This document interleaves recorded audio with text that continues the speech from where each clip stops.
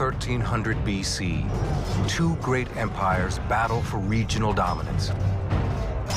A powerful people called the Hittites and the mighty Egyptians. This is the story of Ramses, a brash young pharaoh whose bold military tactics and strategies put his life and his empire in grave danger. The fate of Egypt and the entire Middle East hangs in the balance when the two forces collide at the Battle of Kadesh, a battle of deception, treachery, and raging chariots.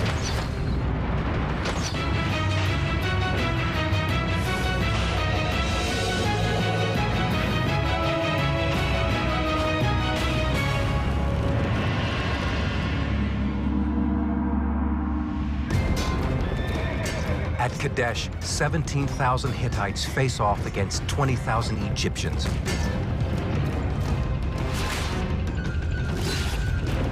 Both forces fight to expand their borders and ultimately control the Middle East. The Battle of Kadesh represents one of the most important battles in antiquity. It represents a clash of major empires, the Hittite Empire and the Egyptian Empire, in a crucial zone of military operations around Kadesh, which is in modern Syria. Egypt is located in northeastern Africa. The Hittites' homeland, called Hatti, is about 1,000 miles away in what's now Turkey. But this battle between the superpowers rages in between the two homelands, in an area called Amaru in modern-day Syria. The Amaru is the ancient world's crossroads. If you want to trade, you need to travel through the Amaru. If you want to attack someone, you need to travel through the Amaru. And if you want to prevent attack, you need to control the Amaru. The Hittites are led by a young king named Muwatalli. Believed to be in his early 30s, Muwatalli is known for his cleverness in battle. The Egyptians are led by Pharaoh Ramses II. Ramses II is the son of Seti I, who was one of the great warrior pharaohs of Egyptian history.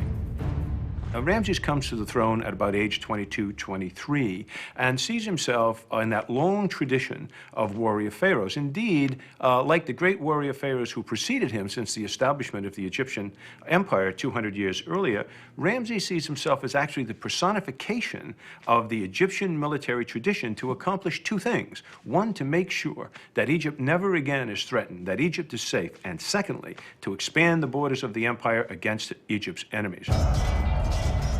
The bad blood between the Egyptians and the Hittites has been brewing for centuries, since both empires were in their infancies.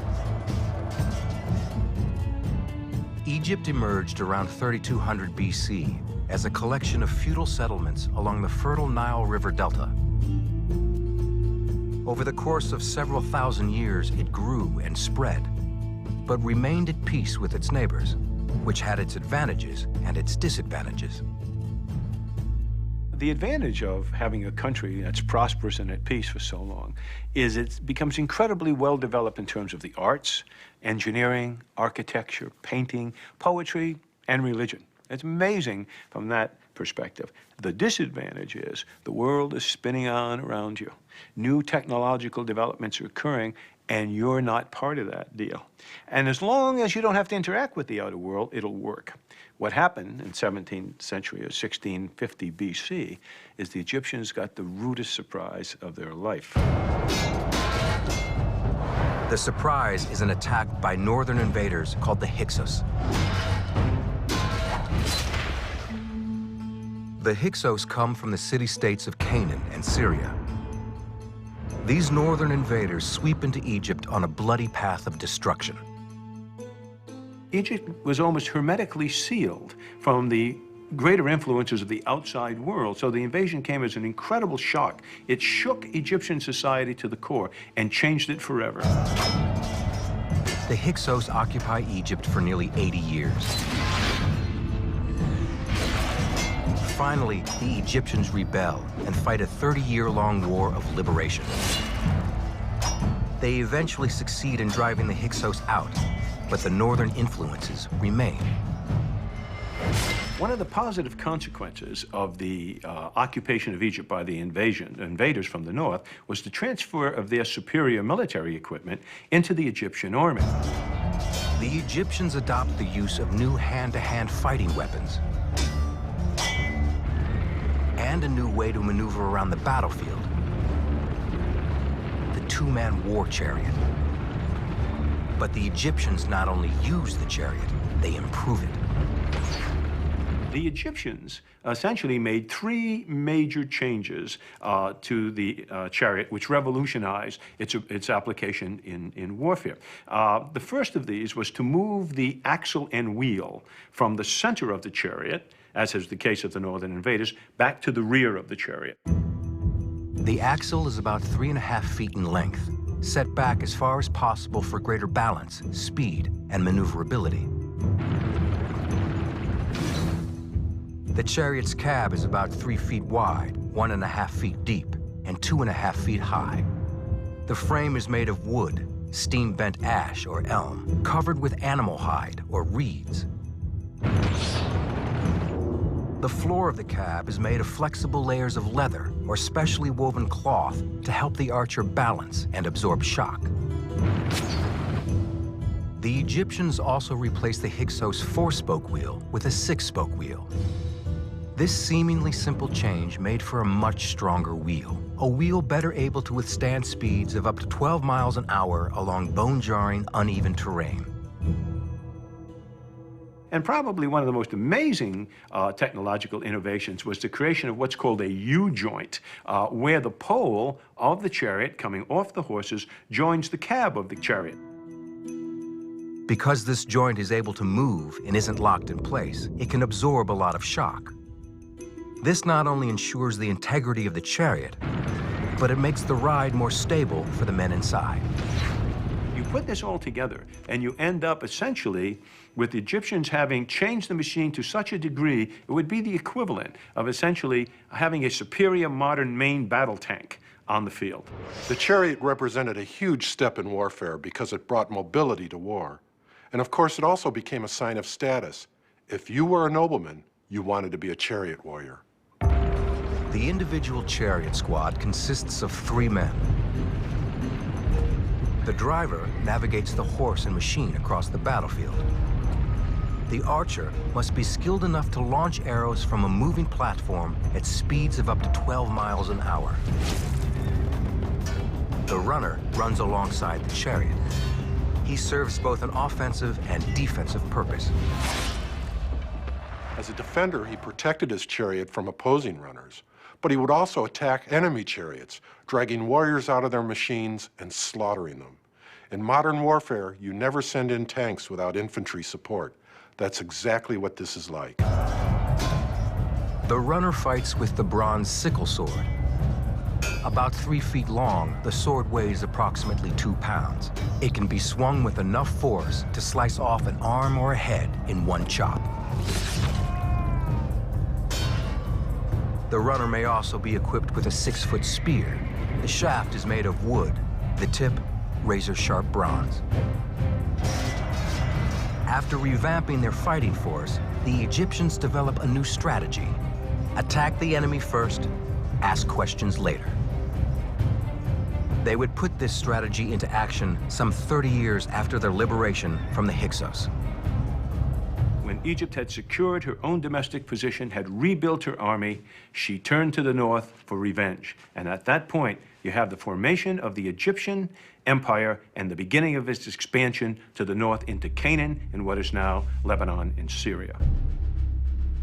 The Egyptians' quick and nimble chariots give them a great advantage as they spread north and conquer most of their enemies. But as they begin to spread into what is modern-day Syria, they come into contact with the Hittites, who are expanding their territory as well, and they also have chariots. Egypt and Hatti are separated by nearly 1,000 miles, but both are threatened by one another, and both see the land between Egypt and Hatti as an essential buffer zone. Initially, when you do that, the buffer zone is, of course, just that, a buffer zone that's expendable. It's not the homeland. But over time, what happens? The defense of the buffer zone becomes almost identified with the defense of the homeland. And so you end up fighting wars and wars in the buffer zone. For centuries, the Egyptians and Hittites spill each other's blood in small skirmishes as they clash over incursions into the buffer zone.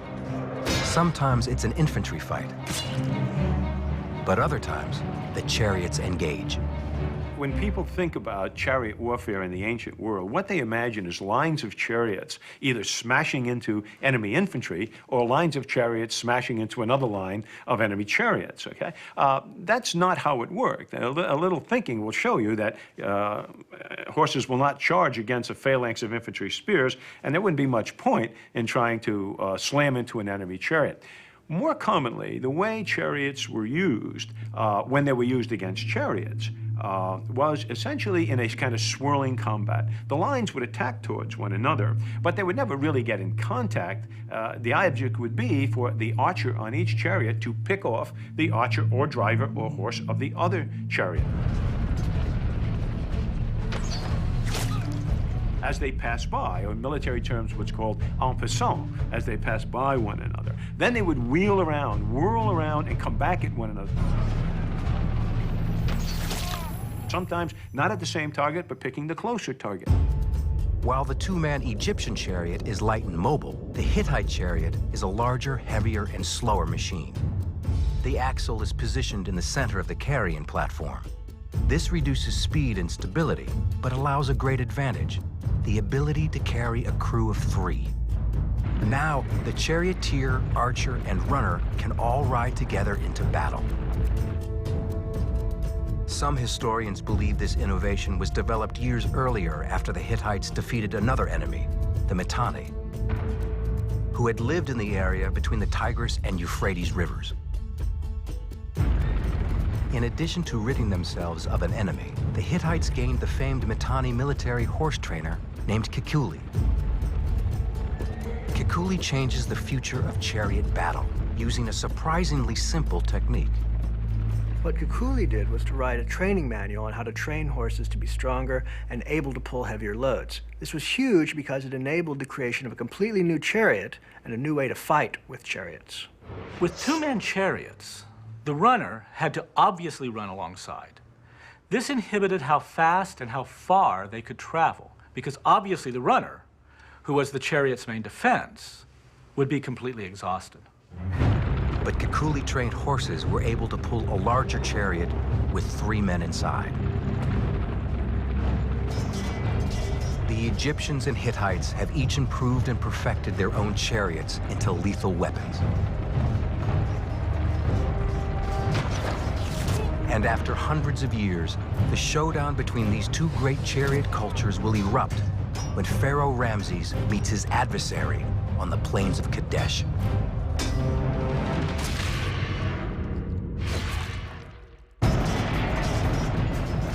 Two armies, the Egyptians and the Hittites, are on a collision course toward one of the greatest battles of antiquity, the Battle of Kadesh. Kadesh is located midway between the two empires in modern-day Syria. For many centuries, the Egyptians and the Hittites fight small skirmishes over this land because each believed the area holds strategic and tactical importance. The skirmishes at the edges of both empires, the Hittite and Egyptian empire, just wax and wane on and off for about 30 years, and which no real conclusion is ever reached. They're just border skirmishes and not quite serious. But what happens while these skirmishes are going on is a very bizarre event, and that occurs inside Egypt itself, that will, in a very strange way, set in motion a series of chain reactions that leads ultimately to the clash of both empires at the Battle of Kadesh. This chain reaction begins with the death of the famous pharaoh Tutankhamun in 1323 BC. Well, Tut dies, and according to Egyptian law, his widow can choose a new husband. In Egyptian tradition, it's the female's bloodline that is royal, not the man's. So she can marry whomever she wants, even a commoner. What she does in an act that by today's standards would be insane, it was actually regarded as insane at the time, is she writes a letter to the king of the Hittites saying, "Send me one of your sons. I will marry him, and he will be Pharaoh." My husband has died, and I have no son. They say about you that you have many sons. You might give me one of your sons to become my husband. I would not wish to take one of my subjects as a husband. Turns out that Tut's widow believes Tut was assassinated by his own subjects. For many years, Egypt was in a tremendous amount of internal turmoil between traditional polytheists, Egyptians who believed that the national religion should continue worshiping several gods, and monotheists, those who believed in only one god. It was a terribly bloody time in Egypt. Civil war erupts throughout Egypt, resulting in thousands of deaths. Some believe King Tut is amongst the victims. Now, at this point in Egyptian history, the polytheists had greater power in Egypt, and they were also enemies of Tut's widow. So what's their solution? Essentially bring down the empire, make a Hittite prince pharaoh. Absolutely incredible. The entire Middle East would have completely changed. If the Hittites can absorb Egypt and her territories, they will control every trade route and every military launching point from Egypt to Mesopotamia. Keenly aware of the political advantages, the Hittite king agrees to the arranged marriage and sends one of his younger sons to Egypt. What happens next is the spark that ignites the Battle of Kadesh.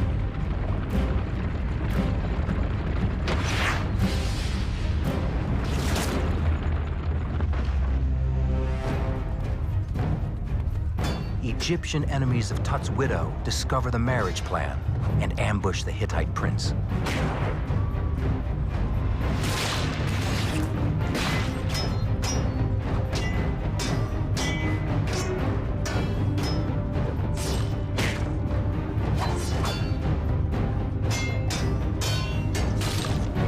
The Hittite prince never sets foot on Egyptian soil. Eventually, Tut's wife dies. Some say she was murdered.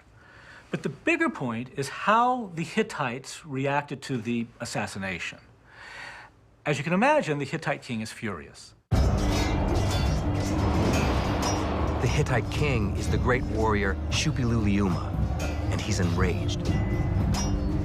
His desire to avenge his son's death motivates his resumption of war against Egypt.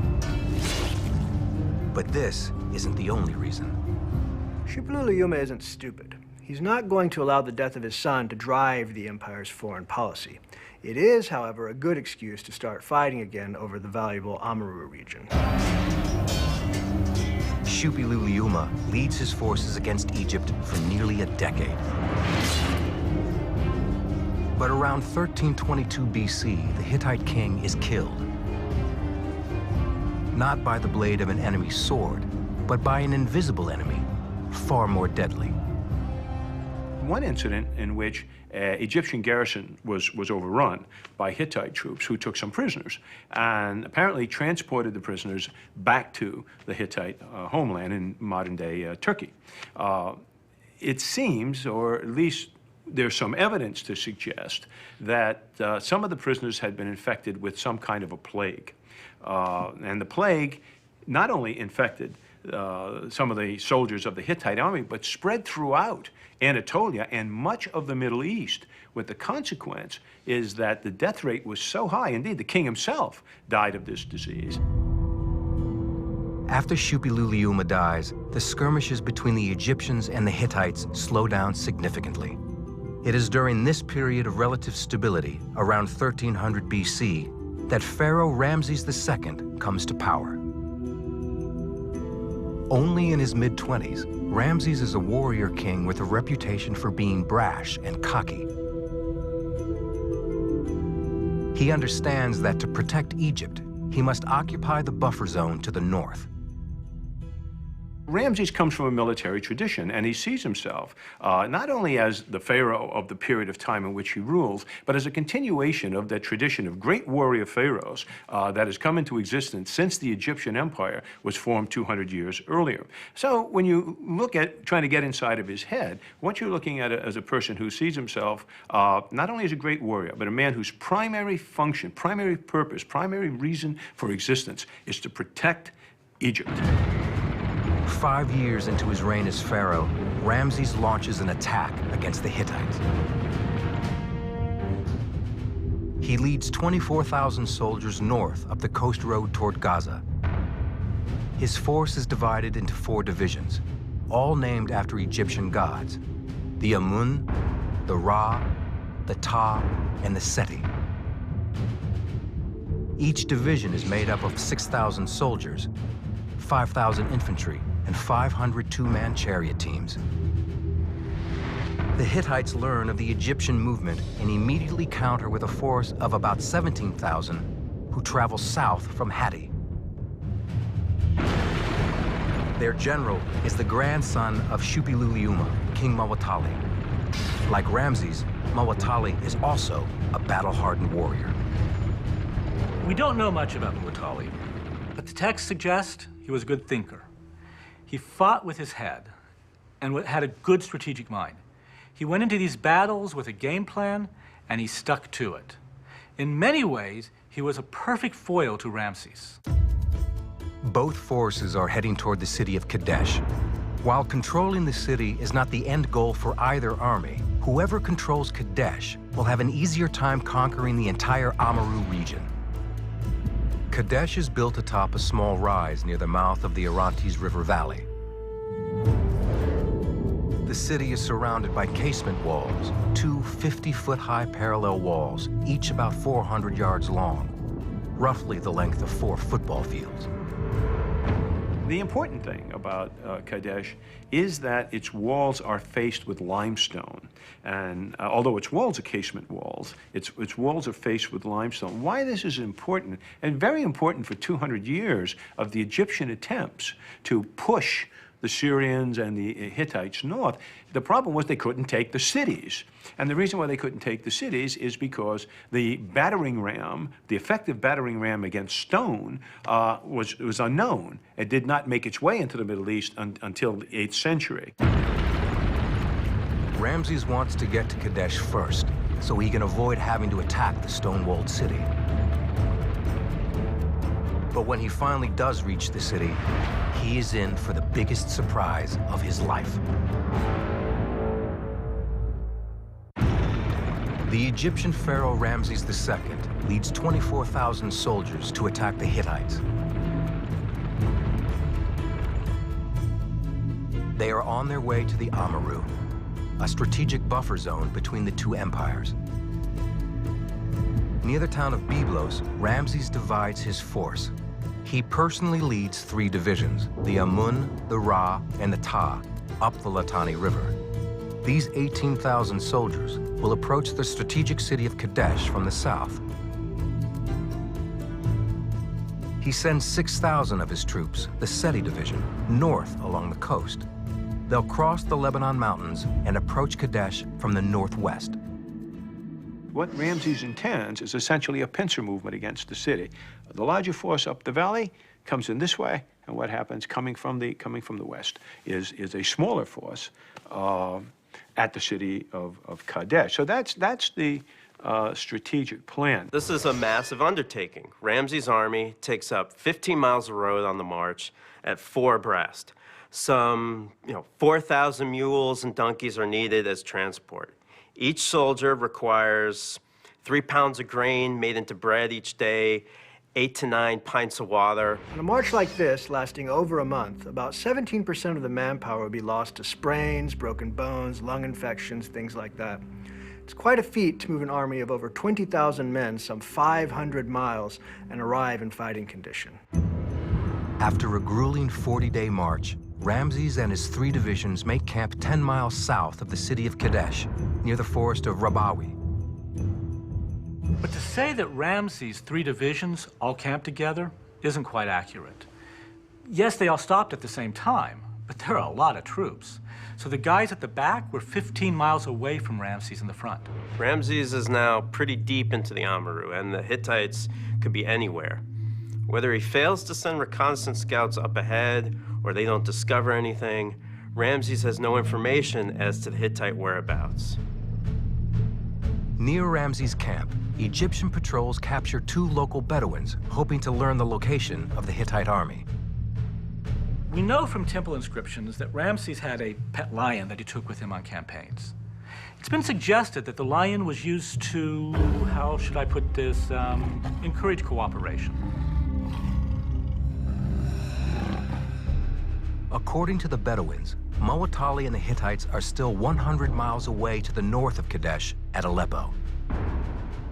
Now he sees an opportunity. Kadesh is defenseless. I can grab it, I can use it as a logistics base, rebuild my army, get everybody rested, and then we're just a short step up the road to confront the Hittite army. Ramses is so excited that he jumps on his chariot with his bodyguard and starts for the city of Kadesh. But here's the problem. Ramses, in his youthful enthusiasm, takes off, and his army is spread out over 15 miles behind him. The Amun division quickly gathers its stuff. It's not in battle-ready conditions. It's slung over its shoulder at any time, and it starts boogieing up the road, trying to catch these guys. Ramses begins to make camp on the plain. The unprepared Amun division slowly catches up to him. The Ra is strung out a few miles behind, and the Ta is still near the forest of Rabawi. And the Seti division is somewhere on the coast of the Mediterranean. Ramses thinks it's a walk in the park. His bodyguard starts building the camp. Elements of the Amun division just begin to arrive in the camp. Everything's kind of disorganized. The Ray division is route stepping it across an open plain, and Muwatalli springs the trap. From orchards south of the city emerged 2,000 Hittite chariots. They burst out of the orchards, take the Ray division right in the flank. Bang!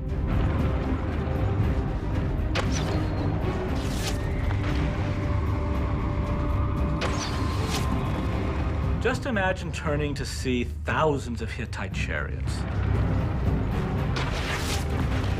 Even for a trained army like the Egyptians, it would have been utterly terrifying. Ramses' Ra division is absolutely laid to waste by these chariots. They're not battle ready, they're not formed for battle, they just get hit and they scatter all over the plains. The Hittite charioteers navigate the chaotic battlefield while archers launch their missiles with deadly accuracy. Chariot archers and their drivers worked as pairs. That is to say, they trained together, and their horses trained together, on and off, hour after hour after hour. Both Hittite and Egyptian archers use a composite bow made of wood, horn, and ox tendon laminated together. A composite bow is an awesome weapon. It has a very high penetrating power and deadly accurate in the hands of a good archer. Some archers will join the runners on the ground and join in the infantry battle.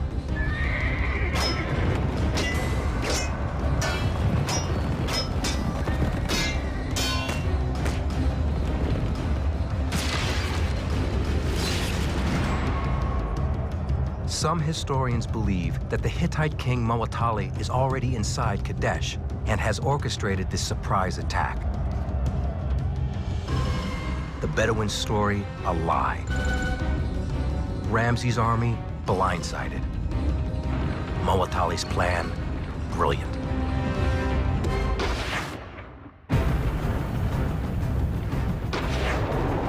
1279 BC, the Battle of Kadesh begins. A vicious Hittite chariot ambush against an unprepared Egyptian force draws the first blood of the conflict. And it's all Pharaoh Ramses' fault. Pharaoh, in his haste, took off practically by himself. He's only got maybe a couple of hundred soldiers with him. Bedouin spies gave Ramses false information that the Hittites were 100 miles to the north at Aleppo, when in reality, they were already in the city of Kadesh. It never dawns on anybody that maybe somebody, like the Hittite intelligence officers, put the Sashu Bedouins up to the story, namely that this is a classic piece of intelligence deception to lure the Egyptian army into a trap.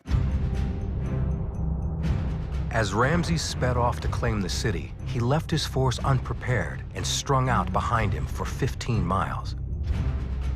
At the same time, 2,000 Hittite chariots stealthily made their way south along the east side of the Orontes River, hid in the orchards, then smashed into the Ra division.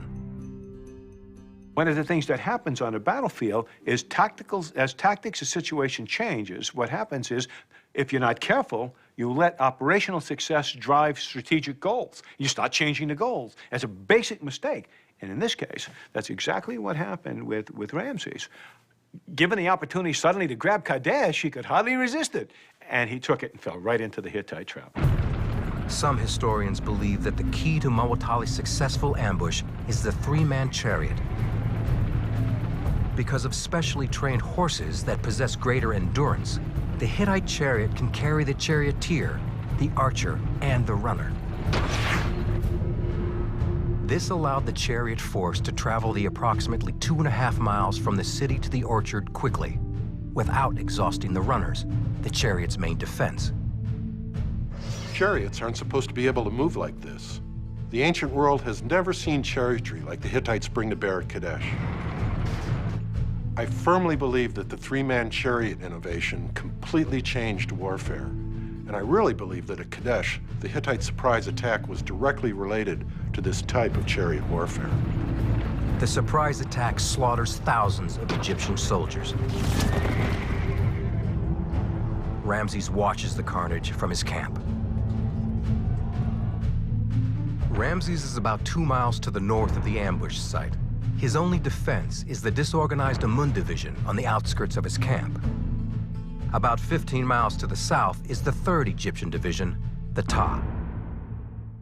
And somewhere to the west is the Set division, who has come up the coast.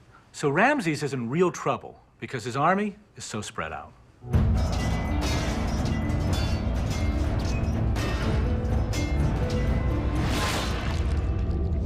Ramses is getting pummeled. His forces are spread out. It's just chaos.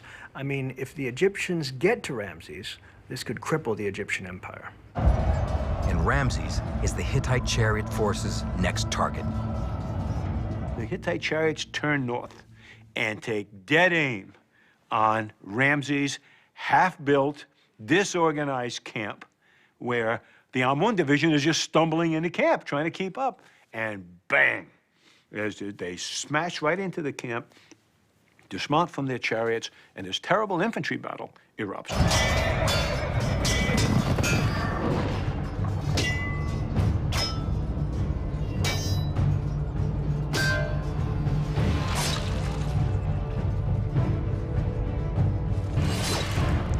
The Hittites maul the Egyptians.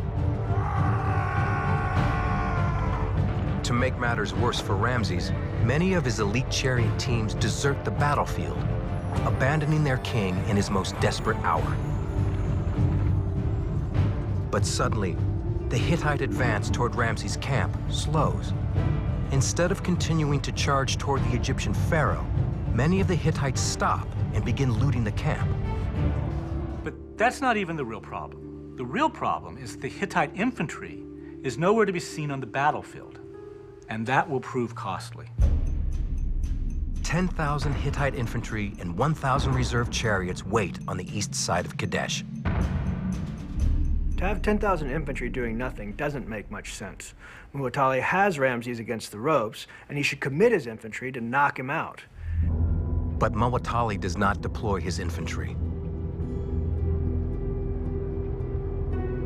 Despite the slowing of the Hittite attack, Ramses' situation is still dire.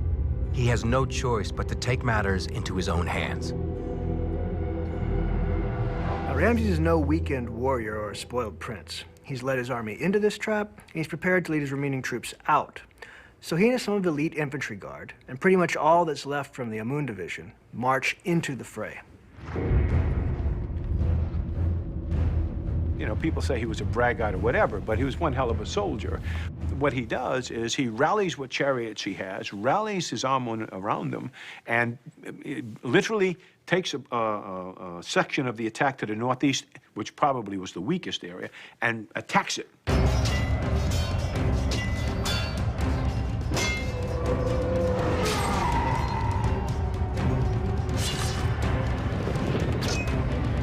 Ramses gathers momentum and begins to drive the Hittites back.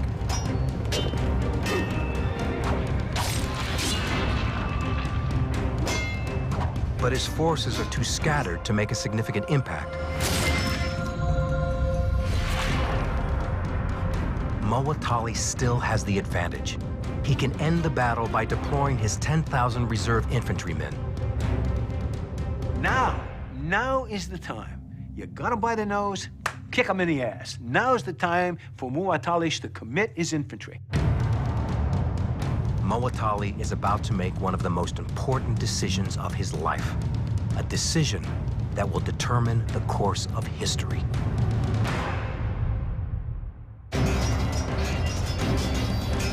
The fight between the Egyptians and Hittites has reached the most critical point of the battle.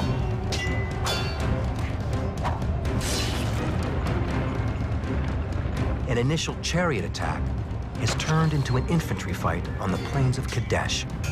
This is good for the Egyptian pharaoh Ramses, as he is able to stop the Hittite momentum gained with the shock of the attack. If the Hittite king Muwatalli, however, makes the right next tactical move and launches his infantry, he can easily surround Ramses, kill him, and in one swift stroke, conquer the mighty Egyptians. Now is the time.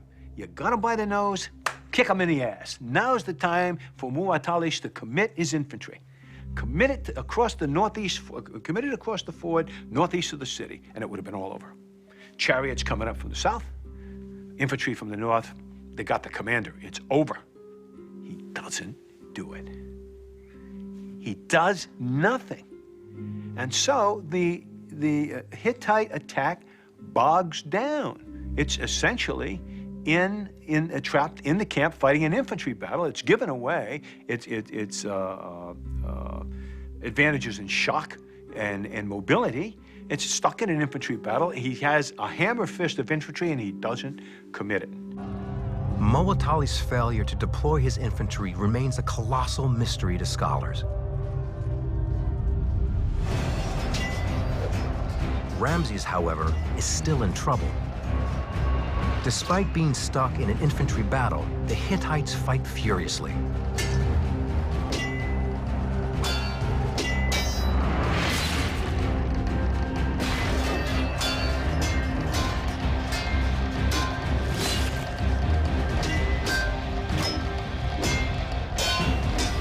But Ramses' luck holds. At precisely the right time, marching down through the pass, across the Lebanese mountains, onto the plain of Kadesh, comes the second Egyptian force, the Seth Division, at the precise time to Ramses' rescue. Ramses' Seth Division, which had been marching up the coast from Egypt, finally reaches Kadesh. The Seth Division brings with it 5,000 infantry and 500 chariots. Ramses now has the force he needs to push the Hittites across the Orontes River. A great chariot and infantry battle rages on the plains outside Kadesh.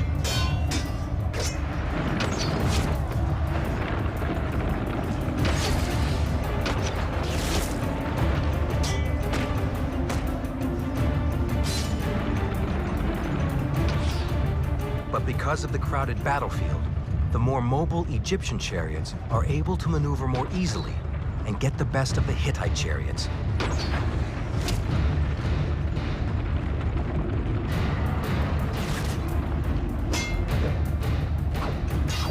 Ramses has successfully turned the tide. Finally, Muwatalli launches reinforcements, but not infantry. He sends 1,000 chariots. Muwatalli's chariot reinforcements move south from the city, across the Orontes River, then head north toward the battlefield. But suddenly, they are attacked from the rear. It's the final Egyptian division, the Ta, and they are ready to fight. Muwatalli, he forgot about the Ta division. Now, I mean, it's got eyes. There's a hell of a battle raging over there. We better not cross the plain in route step. They're in battle formation. And they're marching up on the plain just as the Hittites cross the Orontes, and turn their back to them. Bang! They hit them in the back and shatter the Hittite reserve force. The Hittites are caught in a vice. Ramses, what's left of the Amun division and the Seth division battle in front. The Ta division attacks from the rear. Muwatallah, he committed a grave error, and that is never throw good forces after bad. If you're going to use forces, you do it to exploit a victory. You never do it to stave off a defeat. And he did it for the latter reason. The Hittite chariots cannot escape. They have Egyptian forces on both sides of them, and they can't maneuver because they're right in the middle of Ramses' half-built camp. 2,000 Hittite chariots are lost, and Muwatallah has squandered an overwhelming advantage.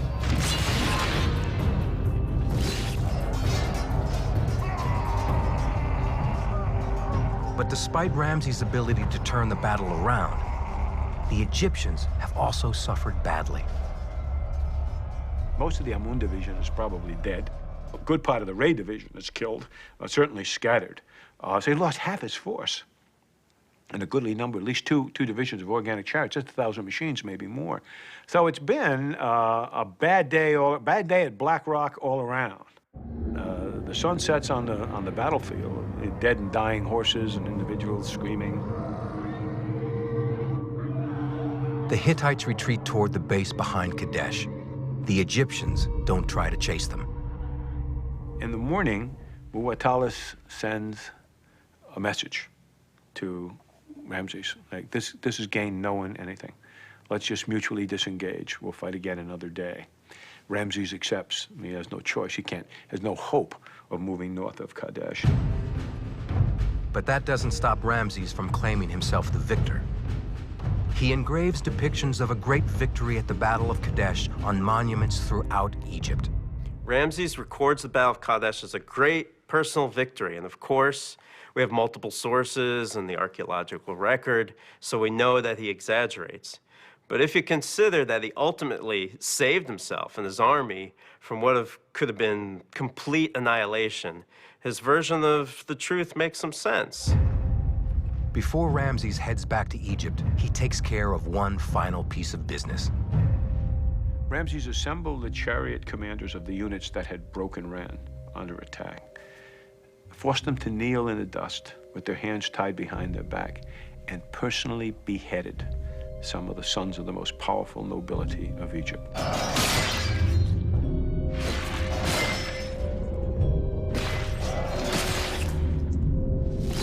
It's a bloody finale to one of the bloodiest battles of ancient times.